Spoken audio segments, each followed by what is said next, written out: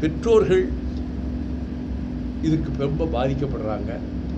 பிள்ளைகள் காலேஜில் போய் என்ன படிக்கிறாங்க, என்ன ஒன்றும் தெரியாது பெற்றோர்களுக்கு. அவர்கள் நகரங்களுக்கு வந்து படிக்கிற போது பல இடங்களில் திசை மாறி போய் விடுகிறார்கள். அதுவும் மிகுந்த வருத்தத்தை தருகிறது. இந்த பாலியல் வன்முறை ஒரு பக்கம் நடக்கிற அதே நேரத்தில் ஒரு பெர்மிசிவ் சொசைட்டி அமெரிக்காவில் இருக்குது. அங்கே வந்து கல்யாண பந்தம்ங்கிறது பெர்மனண்ட்டாக பல இடங்களில் இல்லை. எளிதில் டைவர்ஸ் பண்ணுறாங்க, இல்லாட்டி கூட விலகி போயிடுறாங்க. அது ஒரு பெர்மிசிவ் சொசைட்டி அமெரிக்காவில். ஆனால் 1984 நான் அமெரிக்கா போயிருந்தப்போ ஜனநாயக கட்சியினுடைய கன்வென்ஷனுக்கும் போனேன், குடியரசுக் கட்சியினுடைய கன்வென்ஷனுக்கும் போனேன். அங்கே வேட்பாளர்களாக போட்டியிட விரும்புகிறவர்கள் வரிசையாக வந்து நிற்கிறாங்க. ஒவ்வொருவரும் 3 நிமிஷம் தான் பேசுகிறாங்க.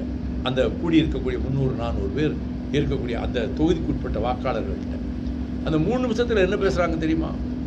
நான் ஒரு நல்ல குடும்பத்தை நடத்தி வருகிறேன், நான் என் மனைவி என் மக்களோடு ஒழுங்கான இல்லற வாழ்க்கை நடத்தி வருகிறேன். இதை மட்டும்தான் பேசுகிறாங்க. அப்போ வாக்காளர்கள் ஒழுங்காக குடும்பம் நடத்துகிறானாங்கிறத தான் மெயினாக பார்க்குறாங்க. ஒரு 4 பேர் ஜனாதிபதி வேட்பாளராக போகிறவர்கள் என்று சொல்லப்பட்ட ஒரு 4 பேர், வரிசையாக பெயர்களை சொல்ல உடனே நினைவுக்கு வரவில்லை, அவர்கள் ஒரு இடத்திலே தவறாக நடந்து கொண்டதா, ஒரு விலைமாதின் வீட்டுக்கு போய்விட்டு வந்தார் என்று ஒரு ஆதாரம் காண்பிக்கப்பட்டதா, அந்த கட்சியினுடைய ஜனாதிபதி வேட்பாளராகின்ற வாய்ப்பையே இழந்தார்கள். இப்படி 4 பேர் இழந்திருக்கிறார்கள்.